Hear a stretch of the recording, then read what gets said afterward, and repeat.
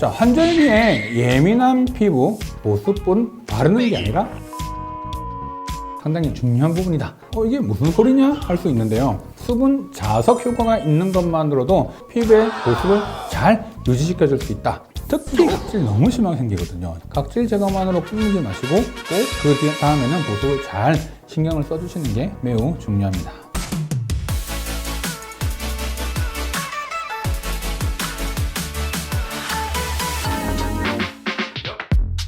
피부과 전문의, 피부를 알려준 남자 김홍석입니다.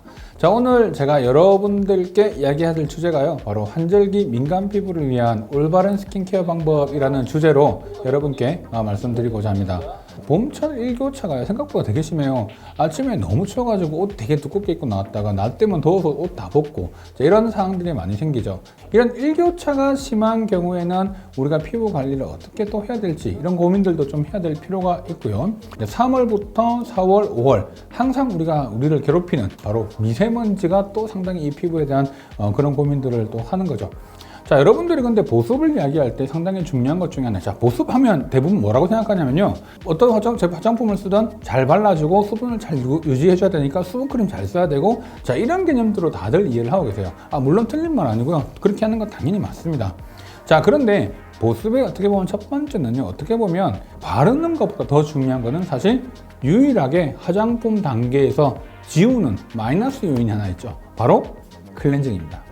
보습은 클렌징을 어떻게 잘 해주냐가 가장 큰 관건이 되는데, 이때 이 클렌징하는 방법이 너무 과해지거나 어떤 강한 클렌저를 사용한다거나 너무 오랫동안 클렌징을 한다거나 이런 방법을 쓰게 되면 피부 장벽이 약해질 수밖에 없어요. 원래는 클렌징의 목적이라고 하는 게 어떻게 보면은 노폐물이 있는 것들을 제거해주고 없애주는 목적으로 처음에는 사용이 되는 게 맞지만, 실제로는 그러한 부분들이 나중에 노폐물이 제거되는 것뿐만 아니라 너무 과하게 되면 피부 정상적으로 있는 지질층까지 문제를 일으키게 되면 결국은 사실 피부 장벽이 약해질 수밖에 없는 거거든요. 자, 그래서 이러한 부분들 때문에 보습의 첫 번째는 바로 뭐다? 보습본 바르는 게 아니라 클렌징을 잘 해주는 것들을 어떻게 잘 해주냐가 상당히 중요한 부분이다 라고 하는 것을 꼭 기억하셔야 됩니다.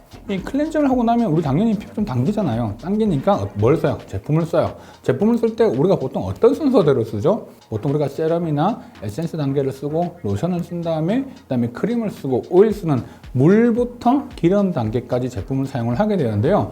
이 물부터 기름 단계까지 제품들을 다 사용하는 것은 아니고 우리가 요 중에서 필요한 것들만 딱딱딱 뽑아주는 게 사실 상당히 중요한 부분이기도 합니다. 보습을 하고 난 뒤에 되게 중요한 클렌징의 두 번째는 바로 이 수분을 피부 안으로 잘 끌어당겨주는 성분이 필요한데, 바로 이게 수분 자석이죠. 덱스판테놀. 자, 이 B5 같은 경우는요, 피부에 수분을 끌어당겨주는 역할을 하는 바로 수분 자석의 역할을 합니다. 자, 건성인 경우에 수분이 부족한 경우는 수분을 잡아주는 것, 넣어주는 것도 필요하고 기름막도 필요할 수 있지만, 지성 같은 경우는요, 수분만 잘 잡아주더라도 또 보습 효과가 충분히 있잖아요. 즉, 이런 수분 자석 효과가 있는 것만으로도 실제로 피부의 보습을 잘 유지시켜 줄 수 있다라고 하는 개념이라고 생각을 하시면 될 것 같고, 바로 이 판테놀이 수분 자석에 되게 중요한 역할을 합니다. 자, 그 다음은요, 우리가 아까 기름막을 친다고 했는데, 이 기름막을 치는 것 중에 대표적인 성분이 세라마이드, 콜레스테롤, 지방산 같은 성분이거든요. 자, 이 콜레스테롤, 지방산, 세라마이드 같은 성분들은 상당히 피부 장벽을 구성하는 데 상당히 중요한 역할을 해요. 판테놀은 바로 이런 세라마이드, 콜레스테롤, 지방산 중에서 특히 세라마이드와 지방산 같은 성분들을 합성을 촉진시켜주는 역할을 합니다. 자, 그러다 보니까 피부 장벽을 구성해주는 성분 중에 기름막을 좀 더 많이 만들어줄 수 있는 원료로 사용이 돼요. 자, 그러면 이런 것들이 들어갔을 때 내 피부 장벽이 수분막뿐만이 아니라 기름막까지도 좀 더 채워줄 수 있는 그러한 성분의 원료다라고 생각을 하면, 수분 자석 성분, 수분을 안으로 탁 끌어당겨주는 성분이 있고, 그 자석이 딱 끌어당겨준 것들을 밖으로 못 날아가게 막아주려고 하는 기름막을 형성해주는 것들이 있기 때문에 보습의 원리는 이 두 가지의 원리만 잘 기억을 하시면 될 것 같습니다. 자, 환절기에 예민한 피부, 특히 각질이 너무 심하게 생기거든요. 자, 그러다 보니까 이러한 각질을 좀 제거를 하게끔 하기 위해서는 당연히 여러분들 뭘 쓰시죠? 각질 제거를 하신단 말이에요. 자, 심지어 제가 한 네이버에 검색을 해보니까 각질만 치더라도요, 전부 다 이 뒤에 뭐가 붙어요? 각질 제거, 각질 제거, 각질 제거. 사람들의 관심은 각질 제거에 있습니다. 자, 이 각질이 그러면 왜 생기는지에 대한 부분들의 고민들을 한번 해보실 필요가 있어요. 각질은 첫 번째, 기본적으로 화학적 필링이라든지 레이저를 하고 나면 각질이 생기기도 하고요. 되게 화장품을 많이 사용을 했을 때도 실제로 오히려 각질이 생기기도 합니다. 이게 무슨 소리냐? 할 수 있는데요. 원래 내 피부에 있는 상태보다 훨씬 더 너무 과하게 사용을 많이 하다 보면 원래 정상적으로 탈락이 돼야 되는 이 각질들이 제대로 탈락되지 못하고 화장품으로 인해서 늘러붙는 현상들이 생길 수 있거든요. 자, 그러면 화장품을 사용할 때는 되게 깨끗해 보이는데 이걸 딱 지우면 어떻게 될까? 엄청난 각질들이 안 떨어지고 남아있으니까 피부에 남아있는 것처럼 보이죠.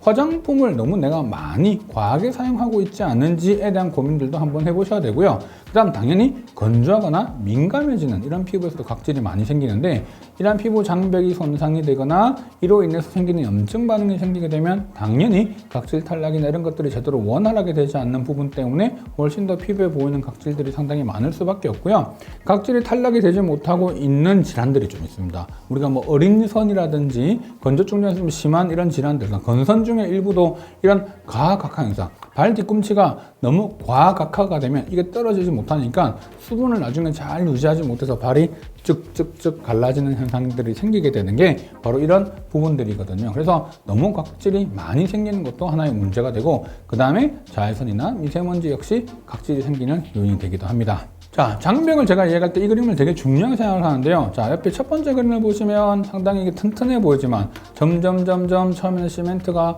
이제 없어지기 시작하고 나중에는 시멘트를 없어지면서 그 철근도 없어지고 나중에 결국 이렇게 다 무너져 있는 형상, 이렇게 생기는 것들이 어떻게 보면 각질의 탈락 현상이랑 똑같은 부분인데요.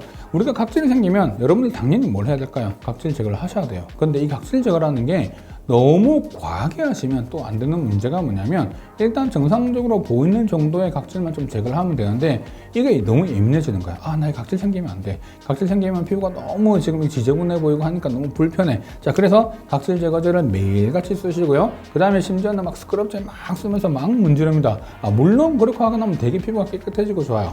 자, 그런데 하지만 그 이후에는 어떤 상황이 생기냐? 당연히 피부는 장벽이 손상이 되고 민감해지는 그런 부분들이 생기니까 실제로 이런 각질 제거 필링제를 사용할 때는 내 피부 상태가 너무 민감해져 있지 않은지를 한번 고민을 하시고 꼭 뒤에 보습이 붙어야 됩니다. 피부 손상이 생기고 난 것을 보습으로 반드시 커버를 해주셔야지만이 결국은 피부 상태가 다시 더 지저분하지 않게끔 그렇게 되는 거니까 각질 제거만으로 끝내지 마시고 꼭 그 다음에는 보습을 잘 신경을 써주시는 게 매우 중요합니다. 충분히 가능하죠. 자, 이게 근데 좀 딱딱하다는 표현을 좀 썼잖아요. 딱딱하다는 표현은 이미 어떻게 보면 약간의 만성적인 염증 반응이 좀 있을 수도 있고요. 손을 좀 많이 대면서 피부가 약간 두꺼워져 있는 태손화라고 하는 병변이 있을 수도 있습니다. 자, 이런 경우에는 손을 좀 안 대시는 게 되게 중요하고요. 그 다음에 내가 쓰는 제품들의 개수를 조금 줄여보시는 것도 좋고, 그 다음에 너무도 가려움증이 계속 반복하다고 한다면 이게 피부가 민감해져 있는 것도 있지만 화장품 성분들 중에서 알레르기 성분들이 좀 있을 수 있는 것들이 좀 많아요. 그 중에 그런 것들을 좀 찾아가지고 확인을 해보시는 게 되게 중요한 부분입니다. 보통 이런 각질 제거제 종류가 다양하게 있는데요. 보통 3세대 같은 이런 우리가 PHA라든지 LHA 같은 성분들은 그나마 분자량이 좀 크거든요. 이 분자량이 크다는 이야기는 피부 안으로 쉽게 침투가 되지 못한다는 이야기입니다. 즉 각질에만 좀 집중을 하겠다, 그리고 자극을 좀 덜 주겠다라고 하는 그러한 개념으로 나온 제품들이 많고요. 특히 이제 LH 같은 경우는 제가 알기로는 로레알에서 이제 특허가 낸 성분으로 제가 알고 있는데, 실제로 이 성분들을 사용했을 때 상당히 피지 컨트롤도 잘 되고, 그 다음에 그뿐만 아니라 피부 장벽도 개선시켜줄 뿐만 아니라 각질 제거해주는 효과들도 좀 있기 때문에 실제 요즘에 좀 많이 사용하고 있는 성분들이기도 합니다. 자, 그래서 단순하게 우리가 제품을 볼 때 그 성분이 그냥 좋다 안 좋다를 보기보다는 그 안에 들어가는 함량, 그 다음에 그리고 다른 여러 가지 성분들의 조합, 이런 것들이 되게 중요한 부분이어서 그런 것들이 다 다르다 보니까 아마 가격 차이가 날 거예요. 그래서 그런 부분들을 좀 참고해 보시면 어떨까 싶습니다. 환절기 때 피부 상태 좀 이런 거 관리하는 거 좀 도움 되셨는가 모르겠습니다. 궁금한 사항들 정말 자세한 것들 제가 또 유튜브에다 많이 정리해놓고 올려놓고 있으니까 여러분들도 들어가셔가지고 또 한번 보시면 많은 도움 되실 거라고 생각됩니다. 이상입니다.